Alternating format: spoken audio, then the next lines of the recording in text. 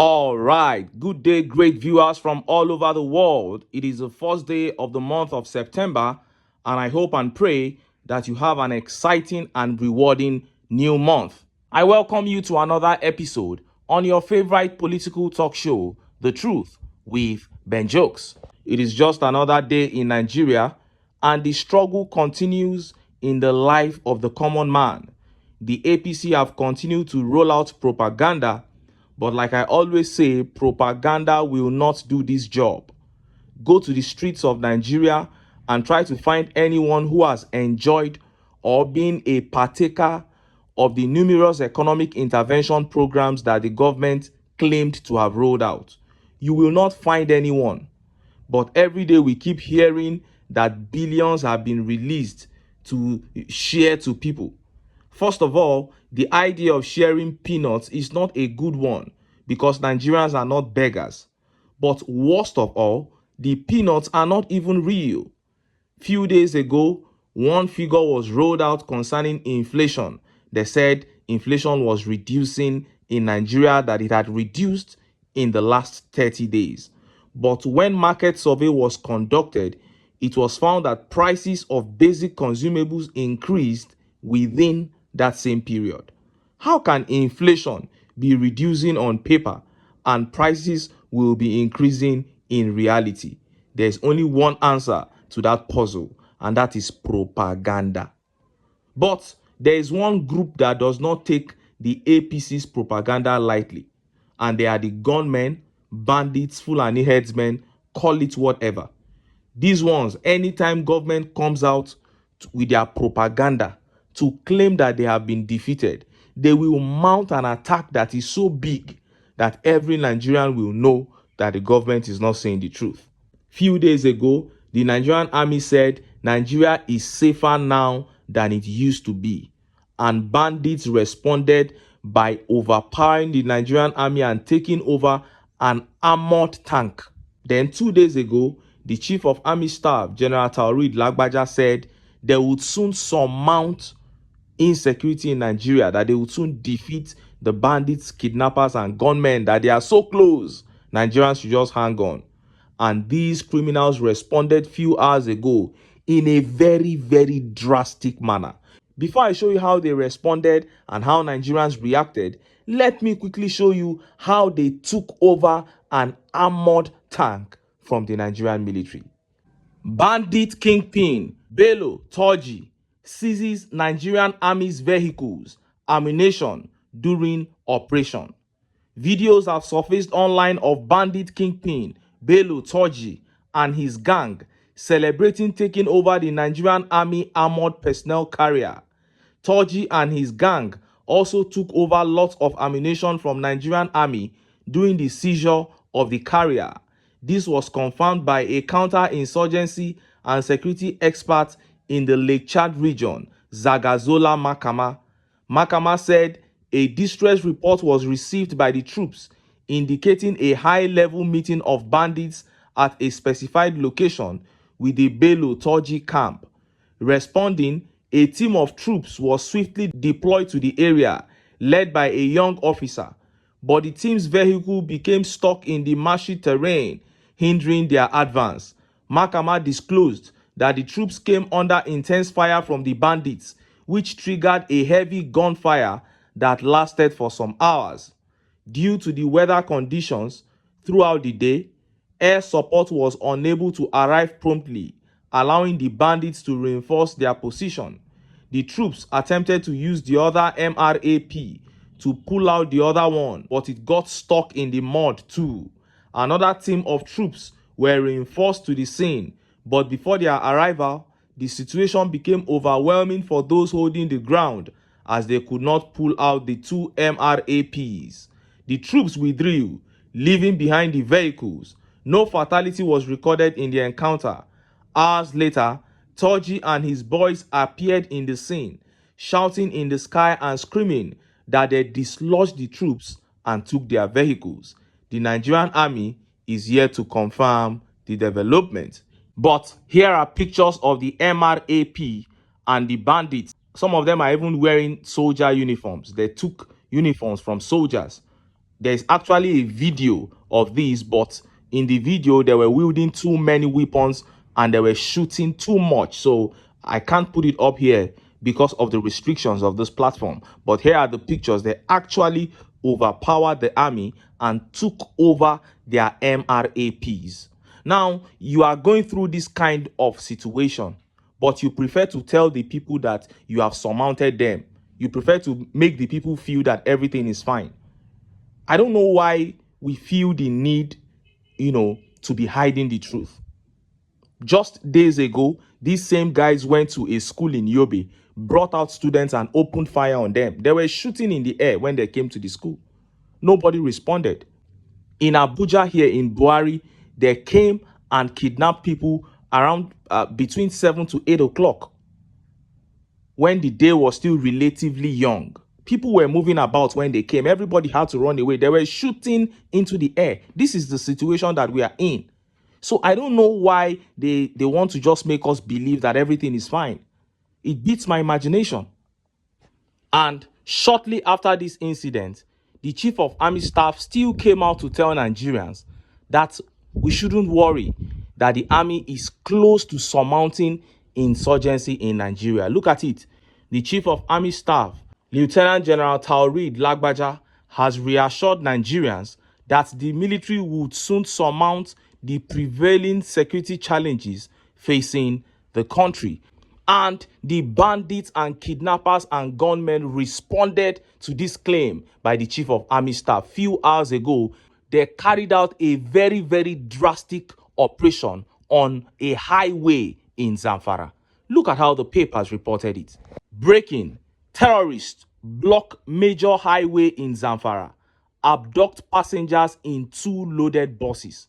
Reporters: several passengers were abducted on Saturday evening after gunmen suspected to be bandits attacked motorists on a highway in Zamfara state. A witness disclosed this on Saturday, adding that the gunmen hijacked the vehicles before abducting the occupants. Few hours ago, bandits blocked the Damri to Bakura Road in Zamfara state, abducting all passengers from 2 fully loaded vehicles. An ex-user, Dan Katsina 50, disclosed on his page. It is alarming that terrorists can put blockade on a road in broad daylight without any fear. The northwest region of Nigeria has become a web of terror. Zamfara is one of the states in northern region plagued by criminals known as bandits who raid and loot villages, kill residents, and burn houses to the ground.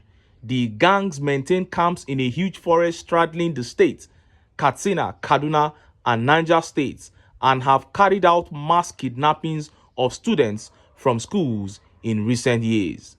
In 2019, the state government under former governor and current Minister of State of Defense, Bello Metawalle, had entered a peace agreement with the gunmen.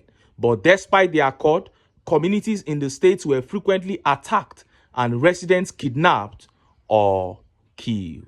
Did you hear that? Former governor of Zamfara state, who is now the current Minister of State for Defense, Bello Metawalle, entered a peace accord with the same gunmen that were wreaking havoc on his state, killing citizens, burning their houses down, and kidnapping other Nigerians. Today, the man is still seated there as the Minister of State for Defense. So that when we come and tell you that the APC are the ones aiding and abetting these people, you don't come under my comment section and start spewing rubbish. You have a brain. Put 1 and 1 together to make 2. Let your brain work for you. And look at how Nigerians reacted. Let's take some of the tweet reactions. This tweet here by Underdog says, Nigeria is a failed state. The thing don't turn normal life here now. You hear news of kidnapping, abductions, killings. It's normal news. Nobody is moved anymore. Nobody even cares to know the number of students that were killed in Yobe State. 200 can be kidnapped in broad daylight. Somebody sat on Arise TV and said 192, a lawmaker, 192 were kidnapped in his constituency. And everything is still moving on fine. Those who are thinking it doesn't concern them now, that when they hear unite and kick the APC out, they'll say it doesn't mean everybody is bad. Even if Peter Obi comes there, it will be the same story. Continue until it gets to you. And this tweet here says, Nigeria is in a big mess. End Nigeria now to save lives. This is what some people believe, and you can't blame them. Personally, I have said everything I'm talking about uniting to save Nigeria is until 2027. If by 2027, Nigerians don't unite to get the APC out of power, I am done with this country. Totally.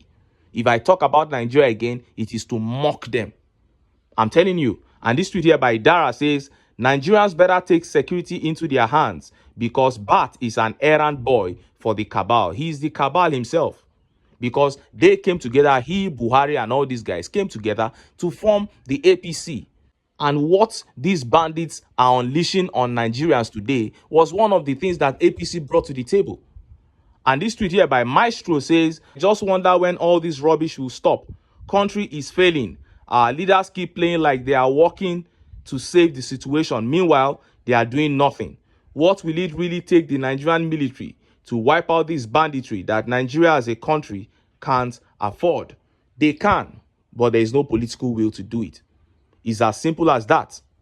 And in other news, fuel scarcity continues to bite harder in Nigeria. That is still one of the puzzles that we are yet to unravel in this country. An oil-producing country, we buy petrol very expensive. Very, very expensive compared to what other oil-producing countries around the world buy. Okay, you are selling to us very expensive. Make it available so that we can buy and go about our businesses. They still cannot make it available. Tinubu is the Minister of Petroleum. This man, the NNPC boss, Mele Kyari, he was there all through Buhari's tenure. This same scarcity, we went through these same things. They still left the man there because of the dirty deals they are doing with him. Look at what is happening in some places in Ogun State. Fuel sells for 2,000 naira per litre in Ogun State border communities as residents lament. Amid issues around availability of petroleum, residents of border communities between Nigeria and Benin Republic in Ogun State have lamented the cost of buying petroleum. It was gathered that in the areas, petroleum has reached up to 2,000 naira per litre. This may not be unconnected to the fact that only 4 petroleum stations are said to be licensed by the federal government in the area. They are the Lafems Oil, Mobil Fueling Station, Oppressor Oil and Gas, and Somolab Fueling Stations are authorized by the Nigerian government to sell petrol. Some of the areas affected are Idiroko, Ijofin, Ogosasa, Ipokia, Iwoyeketu, Tube, Oniro, Araromi, Ofo, Ilate Ohumba, Agada, Mahun, and Tungeji across Ipokia and Imeko Afon local government areas. The fueling stations licensed by the federal government sell fuel between 1,200 and 1,300 naira per litre, while black marketers sell 2,000 naira per litre, according to Punch.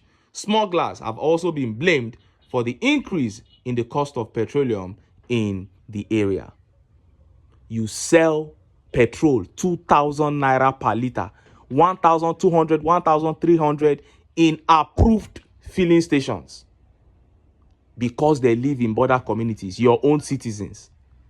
You treat them like that because they live in border communities. And they are talking about border communities. People that are living in the main cities, how much are they buying? This is how the government neglects, disregards the citizens in this country. And I keep saying it. How long will citizens continue to tolerate being treated this way? That is one big question we need to continue to hammer into the heads of the people. And when we go on our rural campaigns, this is what we tell people. And we are going to intensify this time around. How long will you continue to be treated like an animal in your own country, where you should have equal rights with everybody? CBN governor and his deputies just bought themselves SUVs, everything all together worth 10 billion naira. But just to make petrol available for Nigerians to buy at prices that are even exorbitant, you can't. This is the APC. I am not surprised. I don't expect anything different.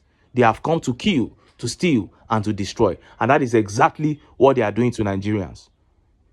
University of Ibadan just shut down the school because of school fees hike. And before you know it, other universities will start hiking their own school fees too. Then they will give parents 3 weeks to go and be raising 400,000 naira, 450,000 naira in this economy. What a tragedy.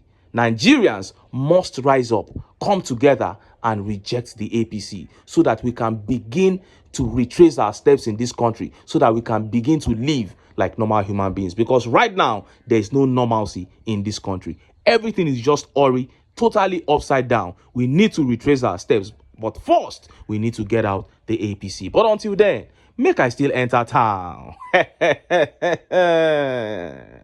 Make I go get some ogbonge political news wey una go like. Why? Because of una. Now I dey here, so don't go away.